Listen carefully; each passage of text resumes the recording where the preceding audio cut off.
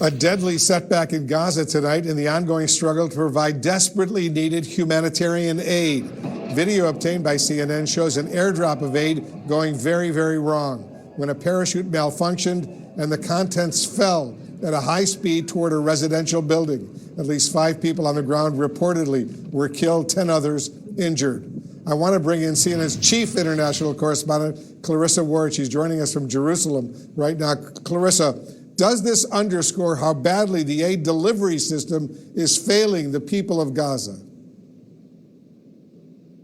Well, there's no question, Wolf, and there's still a lot of questions here. We don't know exactly what nationality that aid drop was. The U.S. has said that all of their bundles were safely delivered today, so it could be, a different nationality. We just don't know. But as you say, really, this underscores the absolute tragedy and, frankly, the impossibility of trying to effectively deliver aid relying on things like aid drops. We heard from one humanitarian official who said, quote, airdrops are good photo opportunities, but a lousy way to deliver aid. And that's why you've seen, I think, Wolf, President Biden trying to establish a new mechanism, building a pier to allow the U.S. to deliver aid directly to Gazans by sea. But as we heard today, that could take up to 2 months. And those are 2 months, Wolf, that Gazans don't have. And again, aid workers saying even the pier, it's a glaring distraction. The best way to deliver aid is on the ground, but you can't deliver it properly and effectively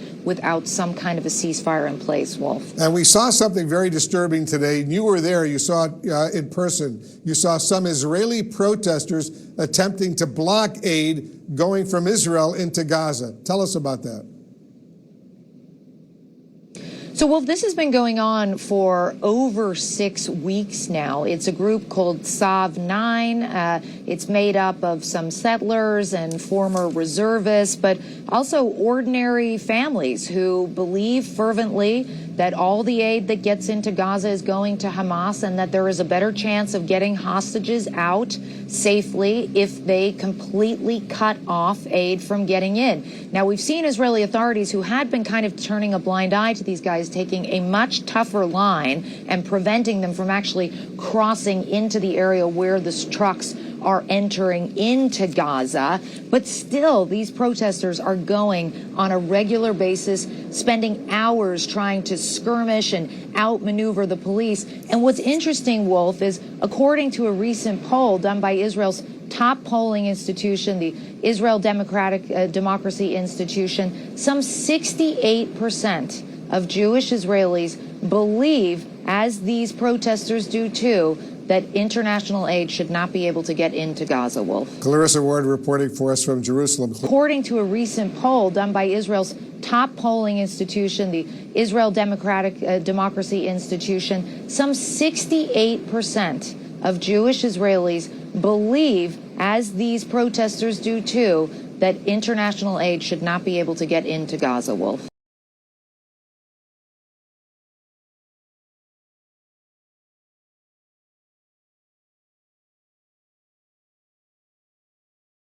A remarkable report now from our Clarissa Ward about aid to Gaza. President Biden today told reporters Israel's Benjamin Netanyahu must allow more of it, where millions are in need of food and the medical system is near collapse. Airdrops are providing only limited assistance. Today, the Pentagon said that the floating pier the president announced during his State of the Union address to ferry aid into Gaza could take 2 months and 1,000 troops to actually build. With those developments as the backdrop, here's Clarissa's report. They march with determination to the Kerem Shalom border as they have for 6 weeks. Their mission, to block international aid from crossing into Gaza. The border police are waiting for them.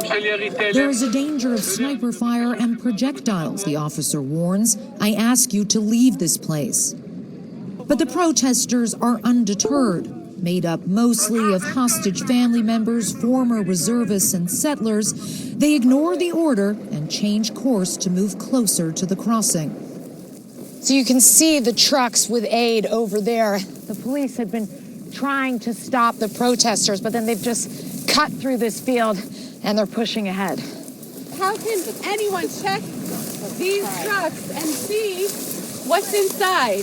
Where bags of rice that are meant to go to their children are filled with bullets. Under international law, it's Israel's obligation to make sure that the ordinary citizens of Gaza don't starve to death. And right now they are starving to death. Hamas is making it very difficult because Hamas is not allowing this to arrive. They're not holding it. They're not receiving it. But we will do it. I'm telling you here and now. If we knew it's getting to children of Gaza, we would do it. This does not arrive at their doorstep. This arrives into the tunnels of Hamas that are fighting us and holding our hostages. There's no evidence to support the idea that all of this aid is going to Hamas. Not to the rest of the population. This is intelligence only for terror. That's why they should get only the minimum calories required to survive. They're starving to death. They are not. They are starving to death. You know what? If they are starving to death, give the hostages back. No, a single loaf of bread should go there till our hostages are coming back. To many people in the world, listening to what you're saying and what you're protesting for, it sounds like A, a contravention of international law, and B, incredibly callous in the face of an epic humanitarian catastrophe, in the face of children starving to death. People can't understand why anyone in their right mind would advocate for stopping aid. Hamas has no fair play. Hamas has no rules. Hamas is holding civilians. You know, even if there is a humanitarian crisis there, and there is not, even if there is, it's my right and my duty to prioritize the life of Kfir Bibas, a 1-year-old baby that is there, over any Gazan baby. And with that, the interview is over as the protesters press on. Previously, they've managed to block aid trucks from crossing. But on this day, the police have been given their orders and no one is getting through, prompting anger from the crowd. You are confused. Go deal with the war, this woman shouts. We came to help you. Unable to cross here, the protesters try their luck in another area, but the authorities are just as quick to stop them. So the police are now really starting to lose their patience. They've been trying to push these protesters away for hours now, and still they're not leaving. The crowd on this day is small, but their sentiment is shared by the majority of people in the country. A recent poll by the Israel Democracy Institute found that 68% of Jewish Israelis oppose the transfer of humanitarian aid into Gaza. On the other side of the border, the situation could not be more dire. 7-year-old Fadi Al-Sant is suffering from severe dehydration and malnutrition. Doctors at the Kamal Adwan hospital say they don't have the resources to properly treat him. Fadi's mother says she's already lost 2 children, and she doesn't want to lose him. According to Gaza's health authorities, at least 17 children have died of dehydration and malnutrition already. And with the UN warning that famine is just a step away, there is hardly room for debate. More aid needs to get to more people as quickly as possible. And Clarissa Ward joins us now from Jerusalem. So who are these protesters? So the protesters that we spent time with, Anderson, are part of a group called Sav 9, which means Order 9, as in like a military order. And they are primarily made up of former reservists, but there are also some kind of far-right settlers among the group. But it was really interesting because when we talked to some of the people who were there, it was actually kind of a mixed bag as well. We talked to an elderly woman from Long Island. We talked to a woman from Bangor, Maine, who you saw briefly in our report there. And I think this poll really underscores something that maybe a lot of people aren't talking about, which is that the majority of Israelis do have some sympathy with this opinion that aid shouldn't get into Gaza because they believe that is only going to take away some leverage that they have for getting the hostages safely out, Anderson. Has there been consideration at all by Israel of opening up other border crossings in the north? Because right now that crossing is further south, and still any aid that gets in, trucks have to drive all the way up north, and that obviously creates a lot of problems. Right, and this is really crucial, and we know that this has been a source of friction with the U.S. The U.S. has been pushing really hard for them to open up some crossings in the north. It had seemed like it was about to happen, and then all of a sudden, nobody's talking about it anymore. And any aid worker will tell you that really, if you want to distribute aid effectively, forget airdrops, forget sea piers. The only way to do it is on the ground, and the only way to do it properly on the ground is with some kind of a ceasefire in place. And I do think it's important to underscore something, Anderson.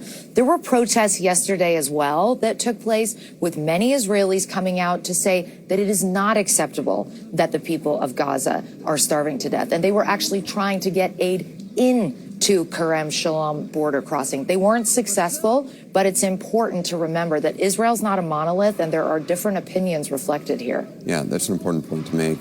Clarissa Ward, thank you so much. Appreciate it.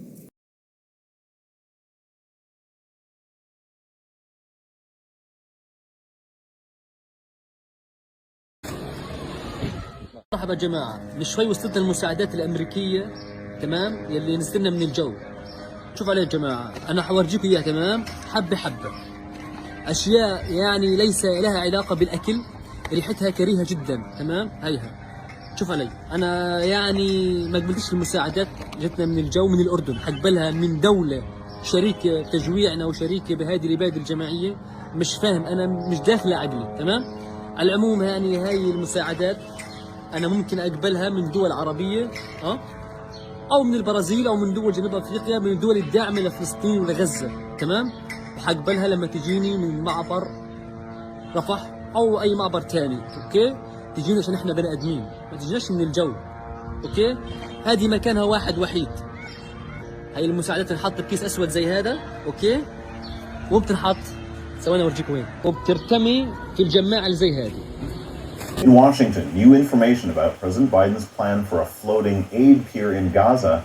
The Pentagon now says it could take up to 2 months and 1,000 troops to build the pier in Cyprus. European Commission President Ursula von der Leyen toured the staging area for a new maritime aid corridor into Gaza. Cyprus is the closest EU member to Gaza. It says it bears a moral duty to help ease the humanitarian crisis. But aid group Médecins Sans Frontières says instead of trying to create a workaround, the U.S. should insist on immediate humanitarian access using the roads and entry points that already exist.